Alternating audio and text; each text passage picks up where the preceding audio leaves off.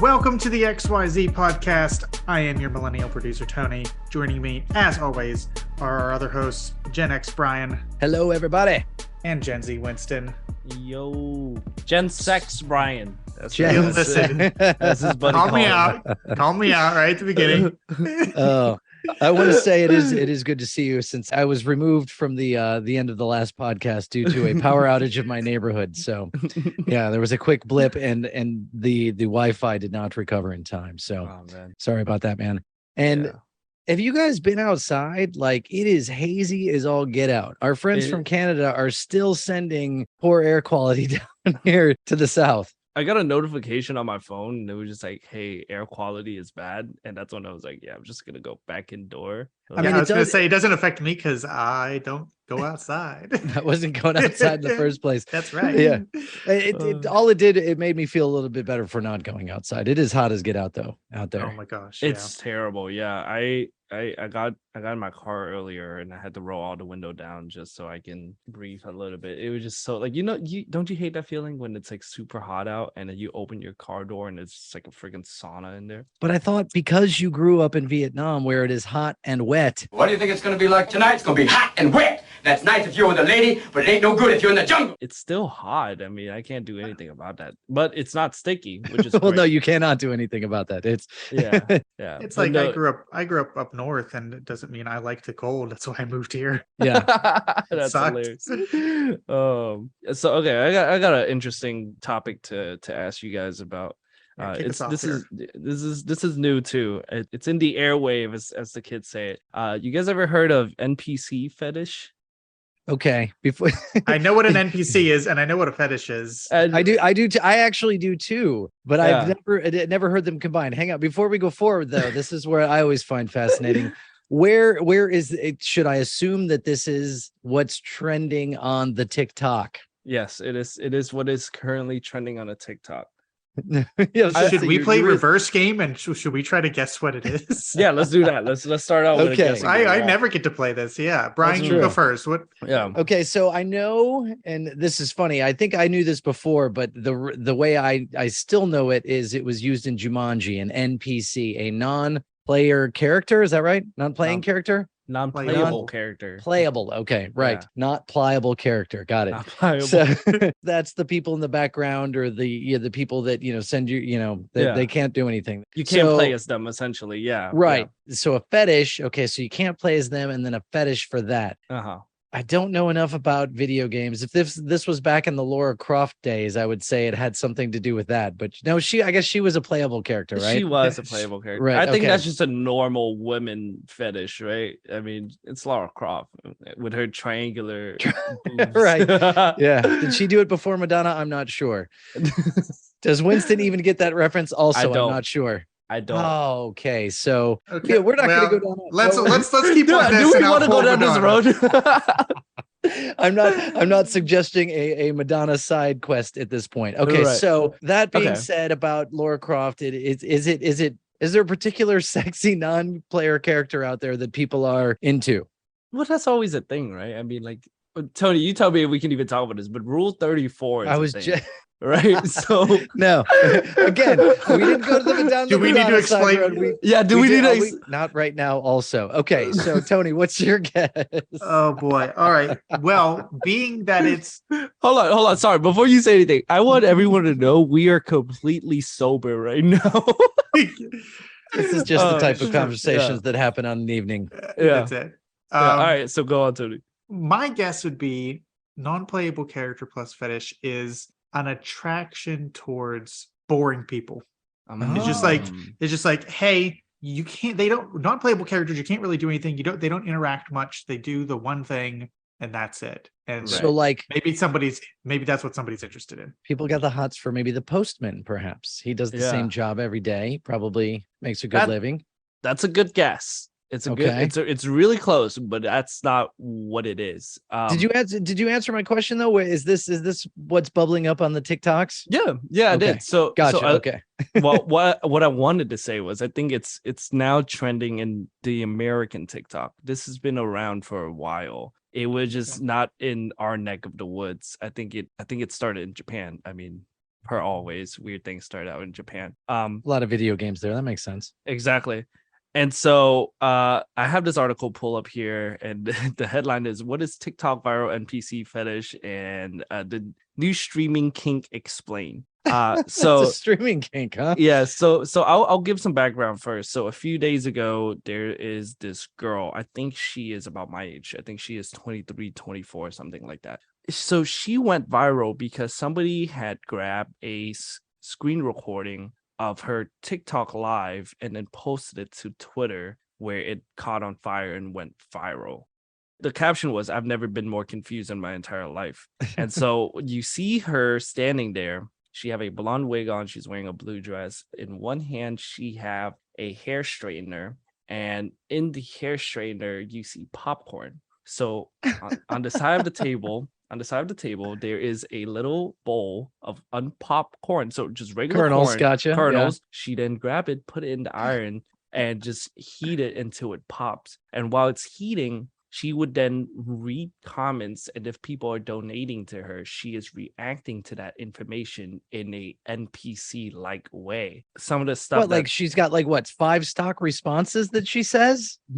Yes, essentially, but there are several different things she could say. The path is headed is dangerous. Take these. You know, well, not like that. The path of head is dangerous. Take these. They're more like, I'm not kidding with you, Brian. That's exactly how she sounds like, but her sentences are a lot shorter. So one of them is yes. So she say yes 3 times. She'll be like, yes. And then she'll go, gang. And what does that mean? Just gang. I don't know what it means. It's just whatever she's saying. It's part of her NPC dialogue. We don't know. Right? Wait, is she's getting views for this? Money for this? So get this, when she barely had views before, but then when she went viral on Twitter, she now gained even more viewers. And then I'll get into that in a little bit more, but let me say some more stuff that she would say. So one of her viral catchphrase was this is so weird. Her viral catchphrase is "ice cream so good," and then she'll proceed to lick, and it'll be like that. Now we're into ASMR territory. Yeah, essentially, and she'll say something along those lines, and then if somebody donate to her, she'll then be like, "I got your name," and then she says she'll write it down, and so off screen you see her writing it down. That's her kill list.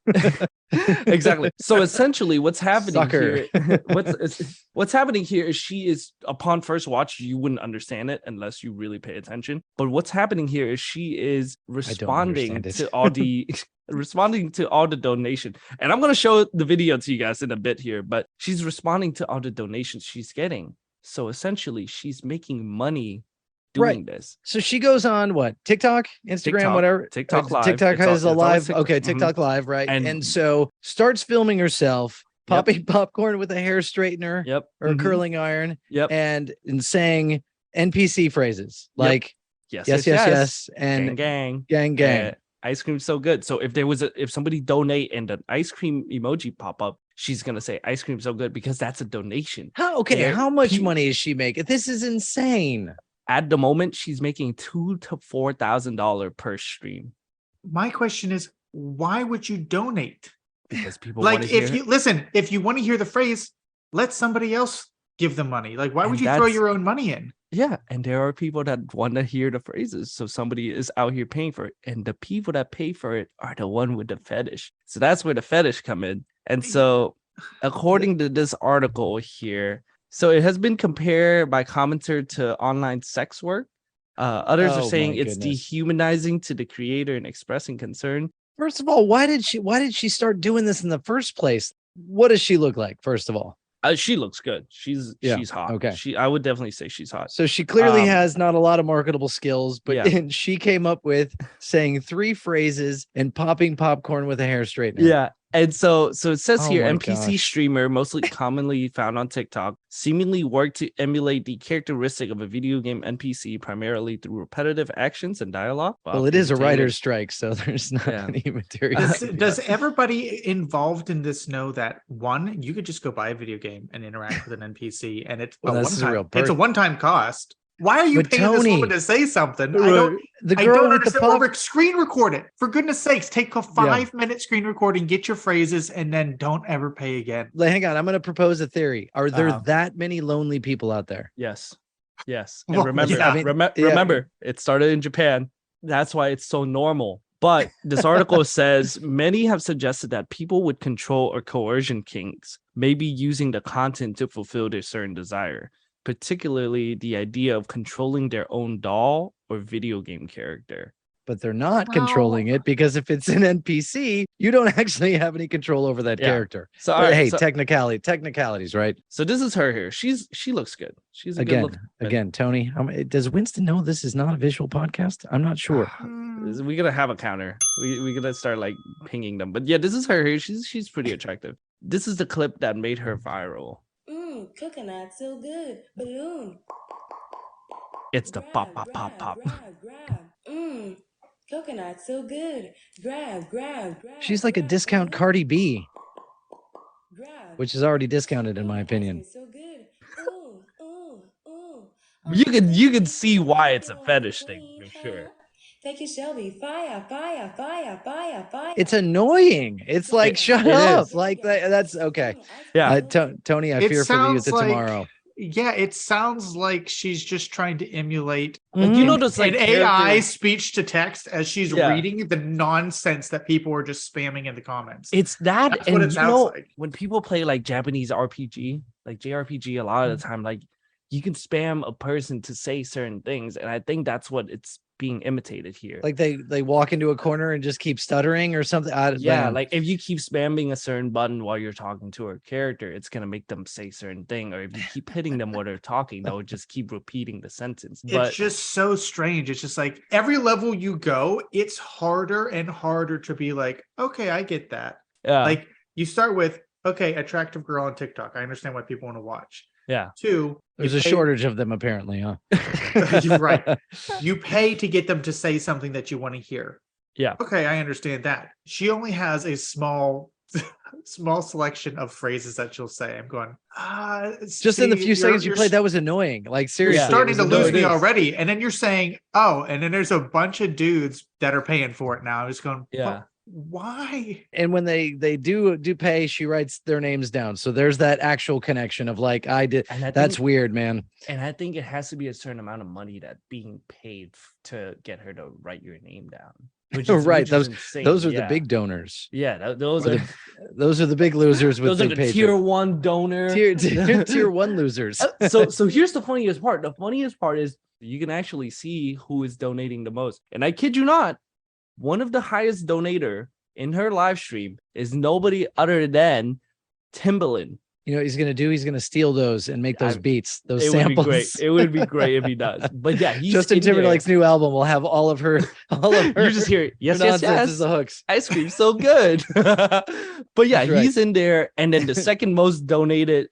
Is it actually him? It's like confirmed by people too. Oh gosh! But the second most donor is another producer from Atlanta. ATL Jacob. He was the producer on Future last album. Through this thing going viral, caught on like wildfire here on TikTok. So there's of course there's probably, so somebody's like, she's making money, I'm gonna do the same thing. So now there's a whole bunch of American, my gosh. But the thing is, they're not good at them. A lot of them, like, if that was the pinnacle, that was annoying as hell, right? But that's the craziest part, is she's at the top of the game. Like, she is like the Michael Jordan of NPC fetish right now, right? But this whole thing isn't new. Like, this has already been in Japan for a while. I did follow a bunch of different like creator on TikTok who are from Japan, and they do the same thing. Not per se repeating the same sentence, but they'll have a catchphrase that they'll latch onto, and that will be their whole brand. I've seen some cool stuff on there, that's been sent, but like I have no. I don't know. I'd lose my faith in humanity if I jumped on there. But there was an Instagram video that like somebody was walking behind this guy filming, and he was like this lanky dude, and he was walking like you were in a video game, like as if you were following here, and he's like zipping down the beach and like using all the movements that like a video game character. Was he like jumping and stuff too? Yeah. That's probably a GTA like reference. That's what it looked like he was emulating. Yeah, right. That's the whole thing.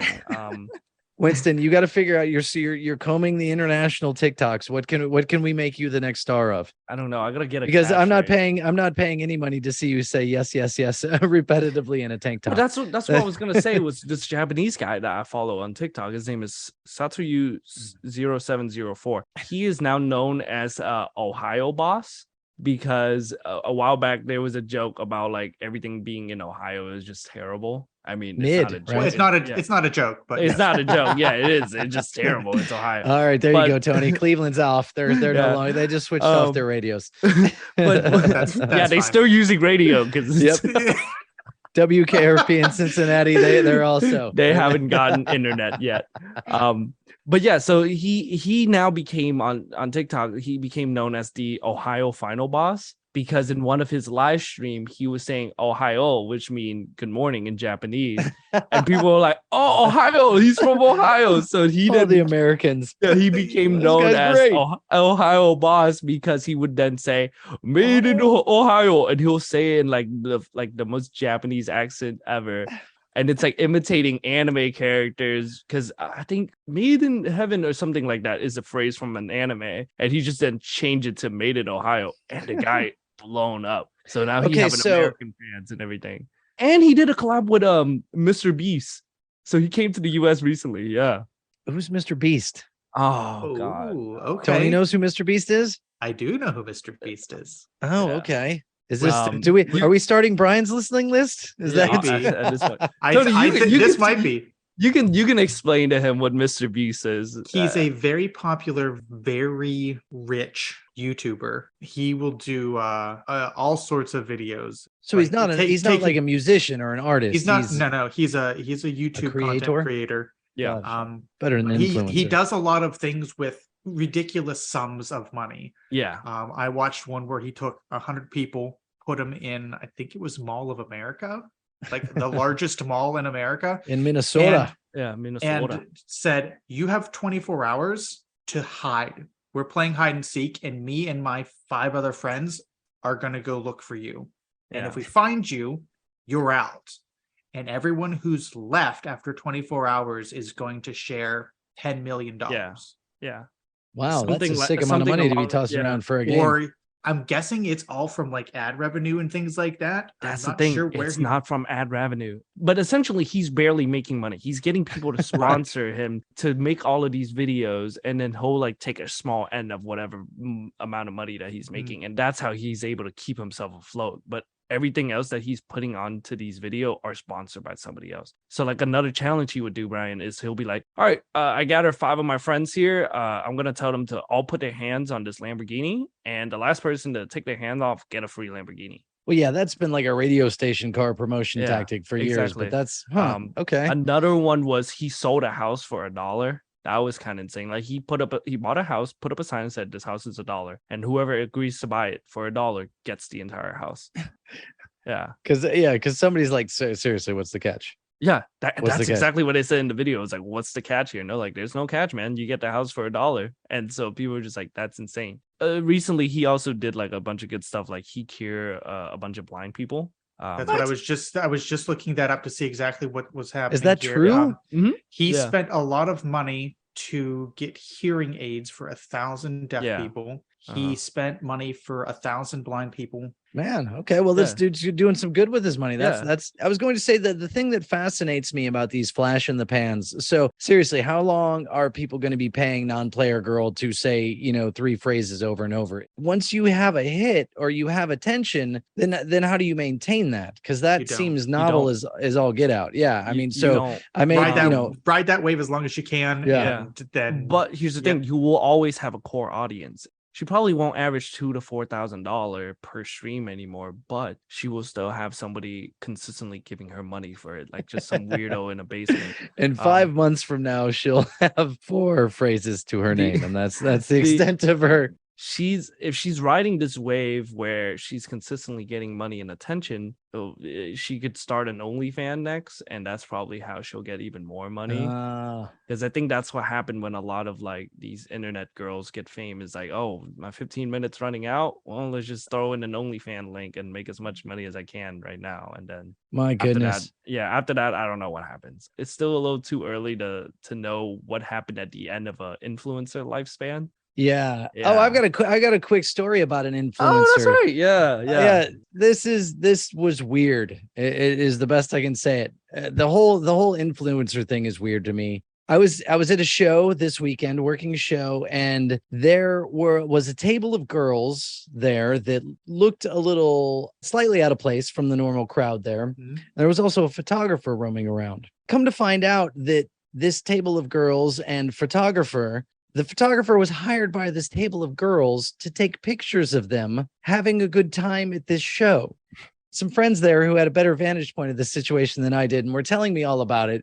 And they're like, yeah, this guy would get, have them in frame to take a picture. And they had their lights situated on the table as such as to give them the best look. Mm-hmm. And then as photographer dude would like start to take a picture, they would then engage as if they were having fun, talking, laughing, smiling, pointing, whatever. And then when he would put the camera down, they'd go back to scrolling their phones. And then when he'd come around again, they would look like they were having a good time at this event. They're making stock photos or what? It almost seemed like it. But my friend who watched more of it than I saw was like, yeah, they were influencers. That word just bothers me. Content creators, fine, but influencer bothers the hell out of me. They're like, we're influencing, bro. Don't worry about it. Yeah, don't worry if it's good or not. Yeah, but it's just the whole thing in the questions of like, one, how I would feel like a complete freaking loser if I hired a photographer to come take pictures, semi-staged pictures of that, of me and my friends, and then to like,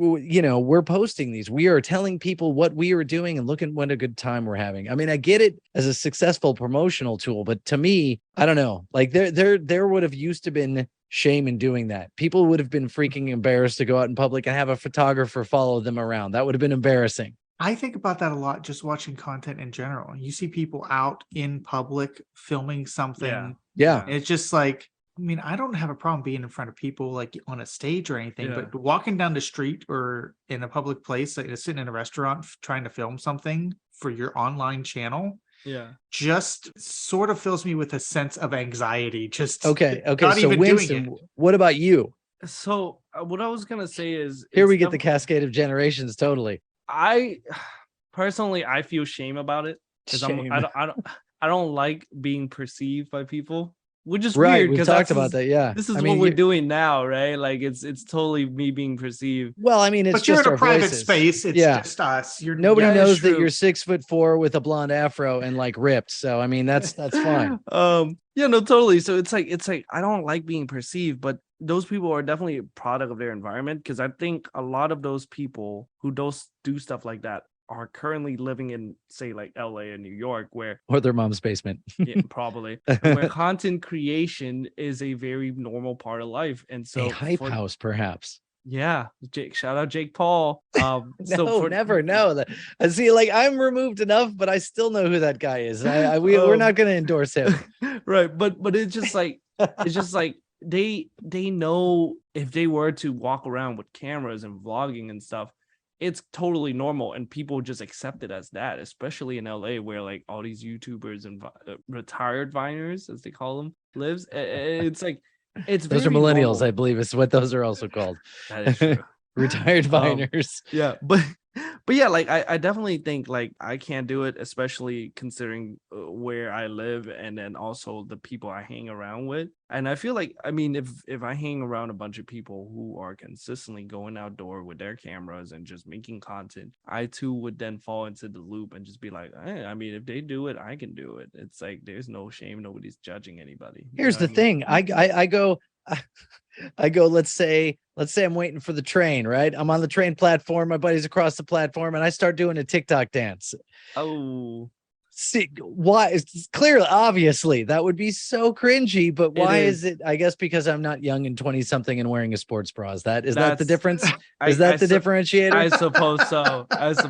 And it's so funny you said that. There was this video of Addison Rae, who was a huge TikToker. She got famous for doing TikTok dances. It was a paparazzi filming, which is insane. They got paparazzi following TikTok stars. What is that? That's like D-list, C, like what, the D? Z-list? Z-list, yeah, that's but she was totally in LA, and she I guess she had left a restaurant, so she's standing there making a TikTok, and then these little kids come up and like, oh my god, Addison, can I get a photo with you? I want a photo with you, Addison. And she totally was like, yeah, 1 second, let me just finish this TikTok. And then she clicked record and started dancing.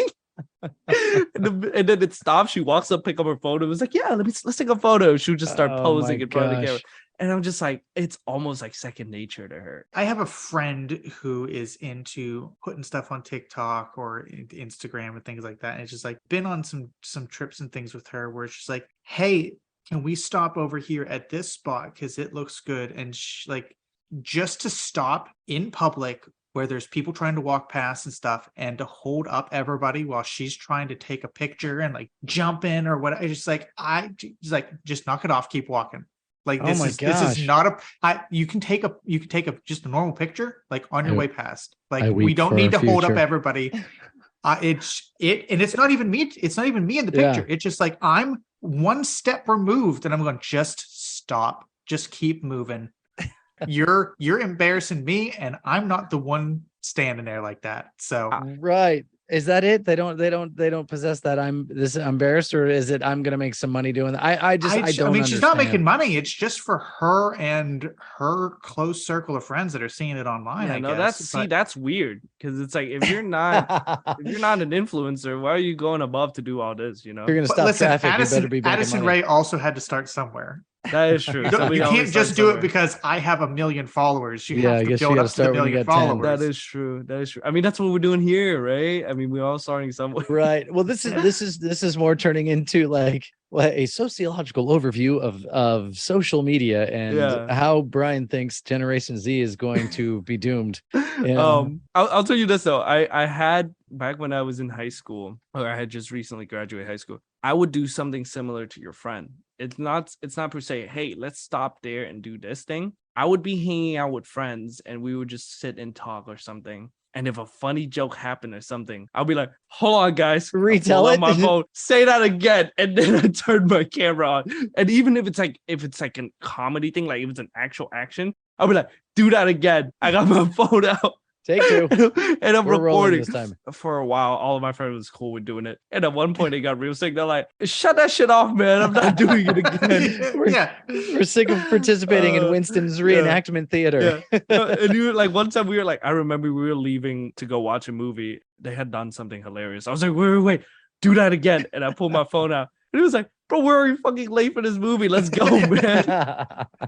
That's it. You know, Brian, whenever the AI uprising happens and the robots take over all of the manual jobs, that's the only thing we'll have left is our creativity, you know? All right, man. The weird thing about TikTok is it's like there's somebody who's creative and then you've got everybody else's take on it. I saw Vine a little bit. You had the people that had their shtick, but it wasn't like people constantly ripping off. It's not even ripping off. It's just like, oh, this is this one idea. I'm going to do this, my version of it. And I also think because Vine was short, like it was 6 seconds, you have a very limited window in what you can do to go viral or be funny. So I think that's why like there was a lot more creativity when it comes to Vine and all that. Vine, I mean, it was funny. Like I caught, I guess, the tail end of Vine and it seemed to be loved and then they killed it. And I was like, well, that was weird. Like, why'd you kill something everybody loved? Who bought up Vine? Twitter. And what'd they do with it? They made what? They shut it down. Yeah. I don't even know why. It was insane. Yeah, like they bought it and then shortly after, no, like, yeah, we're just gonna go ahead and shut this thing down now. Oh, I can't even blame Elon Musk for that. That was before him, I guess. Yeah, it was Jack, whatever his name is. Jack Dorsey, that's right. Winston, are you on Threads yet? I am. I got on Threads pretty early. I got on it. Well, it came out like last week, so I think anybody I got it the day of. I got it the day of. Yeah, that's way early. I suppose in internet time, that's super early adopter. Yeah, exactly. And kind of regret it. Not gonna lie, it kind of sucks. See, that's funny because I don't have Twitter because, as I've said before, and everyone seems to confirm, it's a cesspool of toxic platform negativity. And Threads was just like another version of that. So I had no interest in that. It was definitely a more family friendly version, I think. But again, everybody was writing those articles on the first day. I mean, who knows until, all the right wing groups, decide to join and the Russians, they got their accounts so they can, spread disinformation. But so because what I saw was generally positive about it. Here's Winston's hot take. Here's my hot take. It's an awful app. Half of the people that got on that app were people that came from Twitter, and then the other half are people who never uses Twitter and was like, hey, I use Instagram, let's try this thing out, and then got on it and just treat it as Instagram, which is like not what you're supposed to do. I'm like, I got on Threads for funny stuff, for funny information and stuff like that. I don't care if you freaking got lunch today with your best friend. Are we back to status updates, Tony? Yeah, full circle. And had a panini today. It was amazing. Yeah, and they'll post a photo along with it. I'm just like, no wonder you guys don't use Twitter. You have gotten roasted like 10 different times. So were the people that joined from Twitter, were they like giving Twitter the middle finger and like, I am now a Threads, user. I can bid Twitter goodbye. That's what it was. I think that's what it was they were like, hey, Elon Musk is being annoying and he totally limited our views. They're like, we can only see 600 tweets a day. You kidding me? And then immediately he's concerned. You have a problem. Yeah. They hopped on this new platform and we're just like, all right, yeah, we can work with this. And then halfway through the day, they're just like, yeah, this app sucks. And then everybody just hopped right back on Twitter because they realized and complained about Threads. And complained about Threads. And Elon shut off the rate limits, and everyone's like, all right, well, we're back to normal. I guess this is cool. Mark Zuckerberg is still a dickhead. Once you made a Thread account, you're not allowed to delete it. Oh yeah, and unless you delete your Instagram. That's right. So now I'm stuck with a Thread account. I skipped Twitter. I skipped Instagram. I'm skipping Threads. I think we should bring back Google Plus. I feel like that would be Google Hangouts. Oh yeah, hey man, Hangouts was great. Google Plus, yeah, that was. You were like, while we're at it, let's bring back Uvu too. What's Uvu? You guys don't know about Uvu? You serious? Uvu sounds familiar, but Uvu was essentially maybe. It came after Skype, and it was a video messaging app where it was kind of like the first place where you can video call multiple people at the same time. So group FaceTime, essentially. I think they went out of business. It sounds like a drug. Ask your doctor about Uvu. Once daily Uvu will get rid of your but it was discontinued in 2017. So yeah, I guess they totally went out of business. But it was a flash in the pan. Yeah. I think Google Hangouts took over at that time, and they were like, well, I guess we lost, and then just tossed in the towel. We lost to Google. Yeah, exactly. There's a lot of old apps I would love to bring back. Like I feel like, at least from like my generation, I would love for Yahoo Chat to make a return. Like, you guys remember? Yeah, not Yahoo, AOL. I never had AOL. Well, AOL that was the king. AOL Instant Messenger. That was the first one. This is weird, and you guys probably won't believe this, but I never was an AOL customer. So you didn't get mail? You've got mail. I did not. Not electronic mail. I still got it in the mail. Do you? Okay, so Tony, I was gonna say, I gotta ask Winston this question. Okay. Did you know you used to get the internet in your mailbox? What? Seriously? That sounds like a riddle. How do you get the internet in your mailbox? That's exactly AOL used to send you a CD-ROM that says, here is 200 free hours of AOL internet on this CD-ROM. Dial up. How? Is that a real thing? Like, that's how you access the internet? So you have to remember that the internet and the World Wide Web are two different things to begin with. Uh-huh.